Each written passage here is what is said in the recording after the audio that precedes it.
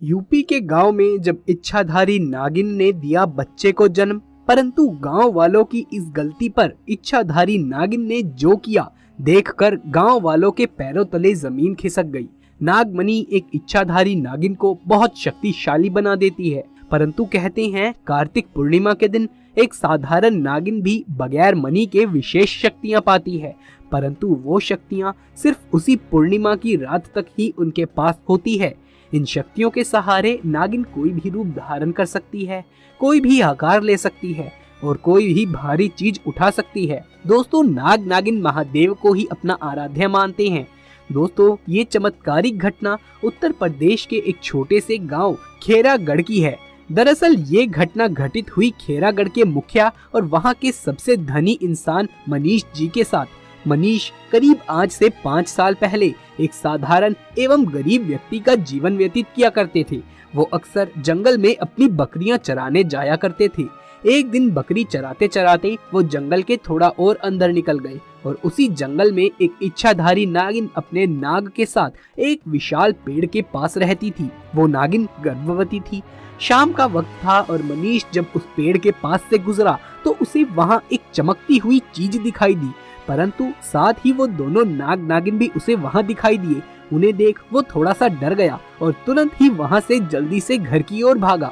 मनीष इतना घबराया हुआ था कि उस समय तो उसने पीछे मुड़कर तक भी नहीं देखा, परंतु उस रात उसके ध्यान में वो चीज जो चमक रही थी वो बार बार आ रही थी। वो इतना तो समझ गया था कि हो ना हो वो बहुत ही कोई मूल्यवान चीज थी जो अगर उसे मिल गई तो वो बहुत धनवान बन जाएगा। परंतु सबसे बड़ी मुसीबत थी वो दोनों नाग नागिन।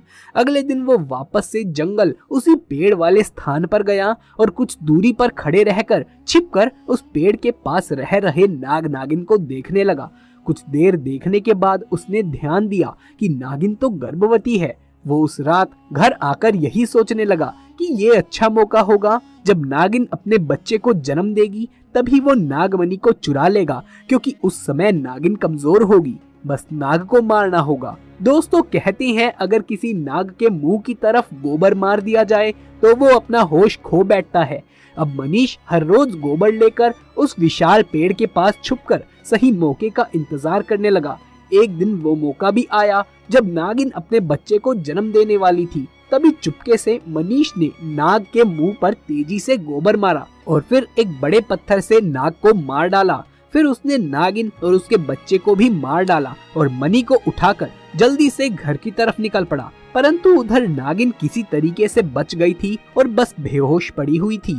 जब नागिन को होश आया और उसने अपने बच्चे और पति को मरा हुआ देखा तो उसके दुख दर्द का तो ठिकाना ही नहीं रहा। वो उस समय गुस्से से पागल हुई जा रही थी और उसने मनीष से बदला लेने की ठानी, परंतु मणि चली जाने के कारण वो अपनी शक्तियों का प्रयोग नहीं कर सकती थी, परंतु अभी भी वो अपना रूप तो बदल ही सकती थी। इधर मनीष को जैसे ही नागमणि मिली उसका तो पूरा का पूरा जीवन ही जैसे परिवर्तित हो गया। उसकी फसल इस बार काफी अच्छी हुई और काफी महंगे दामों पर बिकी।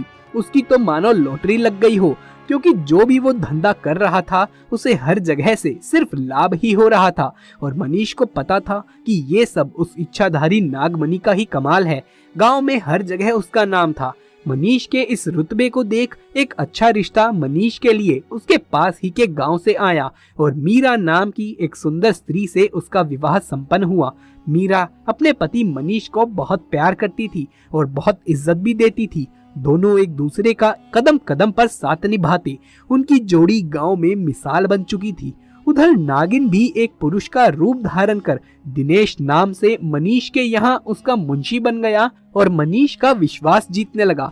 मनीष भी दिनेश के व्यवहार और वफादार को देख उसे अपना भाई समान ही मानने लगा था। एक दिन मीरा अपने पति मनीष के पास आती है और कहती है कि तुम अब पिता बनने वाले हो, मैं गर्भवती हूँ।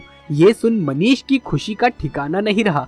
उस दिन वो खुद अपने मुंशी दिनेश के पास गया और बोला कि देखो दिनेश, मेरा कोई भाई नहीं है, परंतु जब से तुम्हारा साथ मिला है तुम मेरे सगे भाई से भी कहीं अधिक बन चुके हो।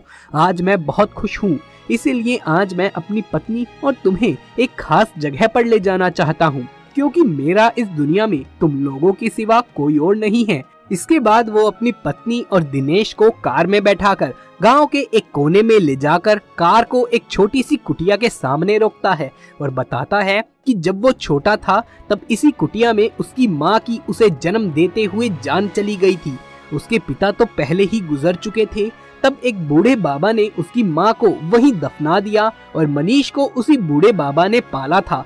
मनीष बताता है कि जब भी उसके साथ कोई भी बुरी घटना होती है और या फिर वो बहुत दुखी होता है तो वो इसी कुटिया के पास में चला आता है। यहाँ उसे एक अनोखे सुकून का एहसास होता है।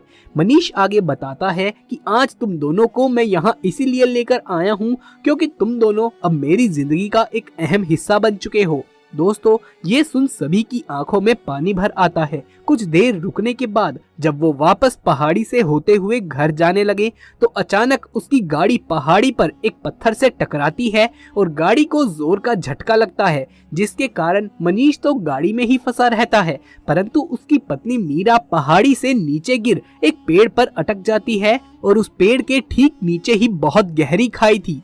दोस्तों, वो रात कार्तिक पूर्णिमा की ही रात थी। दिनेश अपनी शक्तियां पाकर पुनः नागिन रूप धारण कर लेता है। मनीष दिनेश को देखकर चौंक जाता है क्योंकि दिनेश अब पुनः नागिन बन गया था। वो नागिन मनीष को बताती है कि कैसे ठीक इसी तरीके से वो भी इसी स्थिति में फंसी हुई थी जब मनीष ने उसका पूरा घर संसार लूट लिया था, उसके पति और बच्चे को मारकर। आज नागिन के पास बदला लेने का सही मौका है। मनीष घायल गाड़ी में फंसा हुआ था और रो रो कर नागिन को बोलता है कि भले ही मेरी जान ले लो, परंतु मेरी पत्नी गर्भवती है, उसे छोड़ दो। परंतु तभी उस नागिन को अपनी वही स्थिति याद आती है कि क्या होता है जब कोई अपना छिन जाता है। ये जिंदगी का सबसे बड़ा दुख होता है। नागिन ने मनीष का उसकी पत्नी के प्रति सच्चा प्यार देखकर उसे माफ कर दिया और मीरा को उस पेड़ से निकालकर बचा लिया तथा दोनों को अस्पताल छोड़ खुद वापस से जंगल में उसी विशाल पेड़ के पास चली गई। जब मनीष हॉस्पिटल से स्वस्थ होकर अपनी पत्नी के साथ घर वापस लौटा तो उसे अपनी गलती का एहसास हुआ और उसने जाना कि उसने कितनी बड़ी गलती करी थी। वो नागमणि को लेकर उसी विशाल पेड़ के पास गया और उस पेड़ के पास उस नागमणि को रखकर फूट फूट कर रोने लगा और शाम को घर वापस से आ गया। दोस्तों, कभी कभी इंसान लालच में इतनी बड़ी गलती कर बैठता है कि फिर उस गलती को कभी भी ठीक नहीं किया जा सकता और बस अंत में पछतावा ही रह जाता है। आपको ये घटना कैसी लगी हमें नीचे कमेंट बॉक्स में लिखकर जरूर से बताइएगा। अगर ये वीडियो पसंद आया हो तो इसे एक लाइक कर अपने दोस्तों और रिश्तेदारों में ज्यादा से ज्यादा शेयर करें। महादेव शिव के सच्चे भक्त कमेंट बॉक्स में हर हर महादेव जरूर से लिख दें। आगे भी ऐसे वीडियोस देखते रहने के लिए हमारे चैनल को सब्सक्राइब करके पास वाले बेल आइकन को भी दबा लीजिए। जल्द मुलाकात होगी आपसे किसी अगली वीडियो में, तब तक के लिए आप सभी का धन्यवाद।